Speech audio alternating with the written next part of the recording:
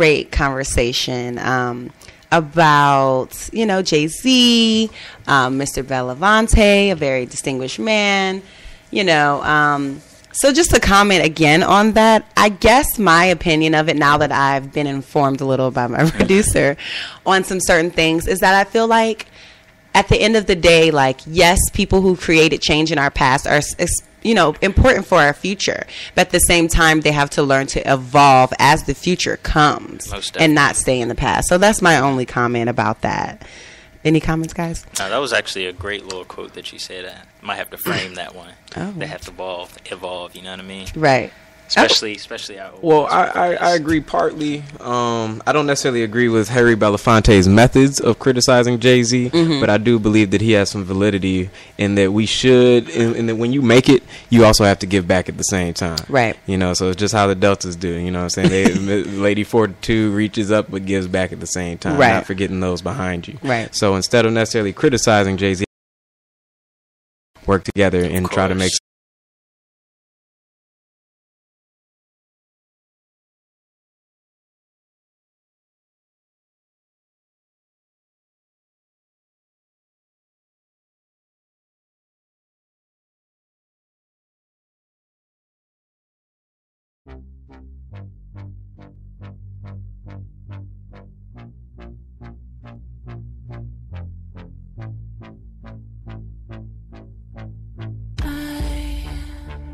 I love you much. It's not enough. I love blowing you. Love puff. Life is like a pie. I'm a tiny penny rolling up the walls inside. We only said goodbye with words. I died 100 times. You go Bring, back to you know, helps the economy flourish, then it's kind of like, what But do then we it's say like, about democracy? do I have to wait 20 years to have a baby for these events, economy booming to happen? Right.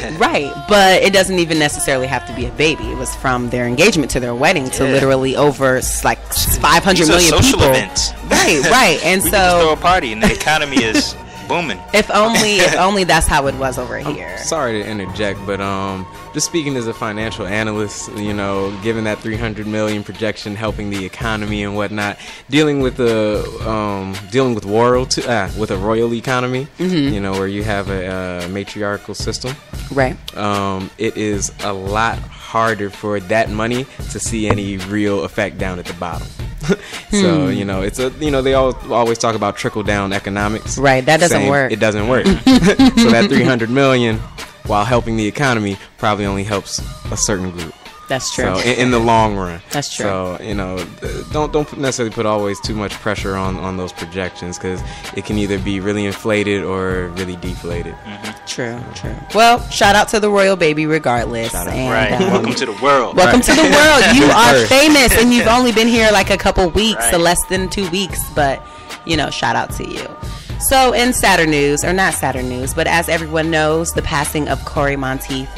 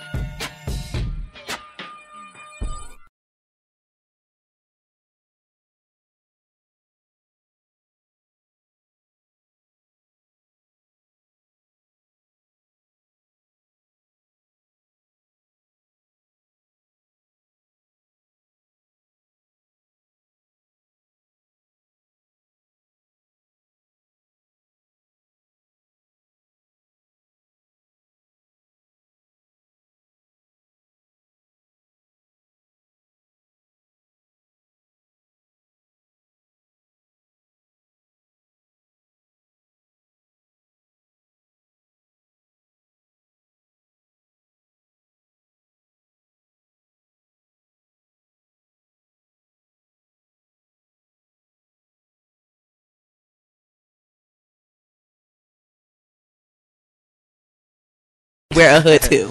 So, you know, just her ignorance is pretty frustrating, as you can see. That she just felt like and then she also said she felt like the media was just, you know, manipulating the facts, but she doesn't know the facts. So in my head, I'm like, what do you know what the media is manipulating when you don't even know the basics of the case? I mean, as far as I'm concerned with that whole case, the world watched it for the most part. You know, I'm not entirely sure how the verdict came to be what it is. I mean, it seemed like common sense. You know, like somebody, like from what I understand, you know, between him disobeying dispatcher's orders, getting out of the car, following Trayvon, I mean, it just all kind of seems like he did this to himself. Well, from what the juror said that spoke out, she said that it ended up coming down to the stand your ground law. But it ended up in the last final moments. seconds, exactly. But you can't do that in a case in which all that matters. Right, and it also came down to manslaughter as well. I was actually going to talk about this when we were done with Miss Niece. You know, I'm really perturbed with her, but it also came down to the definition of manslaughter, and so that's why I've been really feeling like our laws need to be updated to go with our 21st century lives. But what she was saying in her video is that the actual definition of manslaughter, what they were giving them, you know, there was too much reasonable doubt not enough proof to show that there was anything premeditated on George Zimmerman's side. That, like, basically when he left his house that night, he was saying, like, I'm about to go kill well, that's Trayvon murder. Martin. Yeah, well, that's murder. That would be murder, right? That's murder. Manslaughter typically isn't premeditated, not in all degrees. Well, whatever degree that they were given, what was her name? The only minority juror spoke out saying that that's what basically they had to prove in order to say yes, you know, guilty for, you know, killing Trayvon Martin.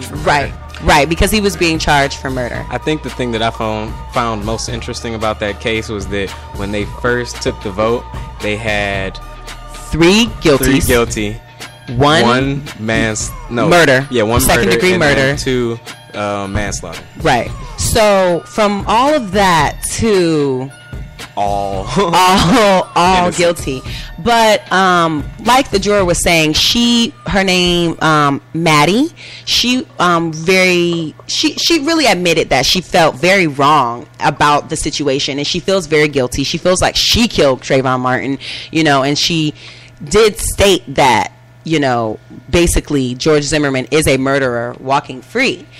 But at the same time, she was very convinced by all of her white counterparts. Basically, her quote exactly is, "Those white women talked me into denying my instincts and convicting Zimmerman."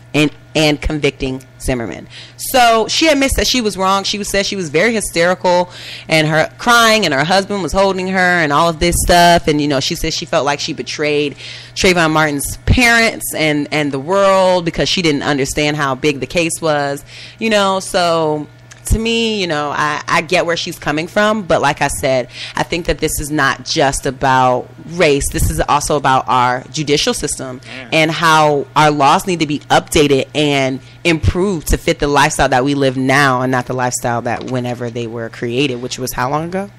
Like 100 years? Maybe 50, something like that. 60, older than most of our parents. Right. So that's just not really, you know, not really, you know. I'm still very perturbed about that, the whole Trayvon Martin. I am Trayvon Martin. I am. You know what I'm saying?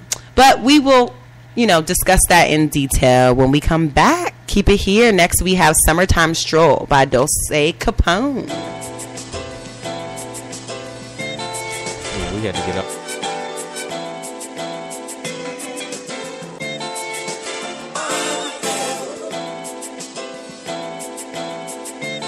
Summertime stroll, you know. Walk with me.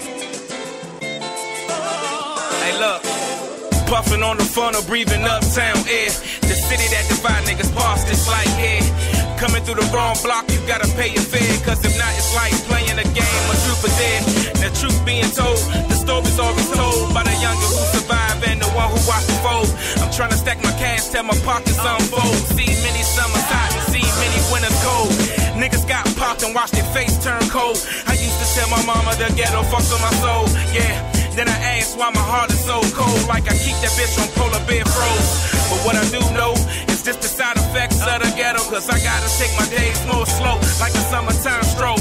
Puffing on the J's on the throat. Just relax and watch the smoke flow.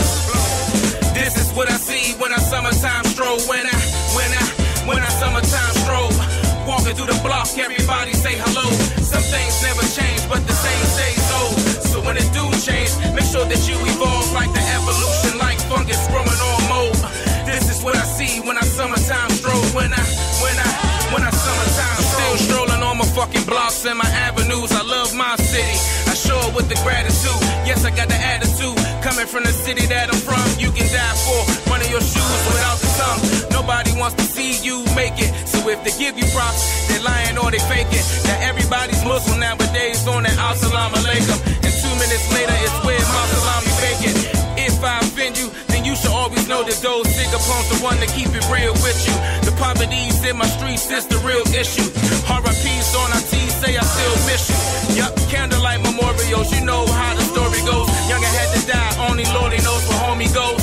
Yeah, that's the way the streets go with the flow. You gotta let God and let it go. This is what I see when I summertime stroll. When I summertime stroll. Walking through the block, everybody say hello. Some things never change, but the same stays old. So when it do change, make sure that you evolve like the evolution, like fungus growing on mold. This is what I see when I summertime stroll. When I summertime stroll. If you see me summertime strolling, just holler at me, homie. You know that we rolling. I'm strolling through my beautiful blocks and I'm puffing that loud from the night to the morning. If you see me summertime strolling, just holler at me, homie. You know that we rolling. I'm strolling through my beautiful blocks and we puffing that loud from the night to the morning. If you see me summertime strolling, just holler at me, homie. You know that we rolling. I'm strolling through my beautiful blocks and I'm puffing that loud from the night to the morning.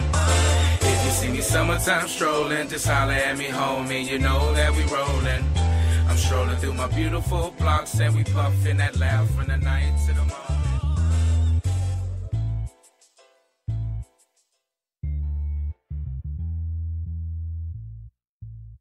With Caleb and Steve of Psyche Media.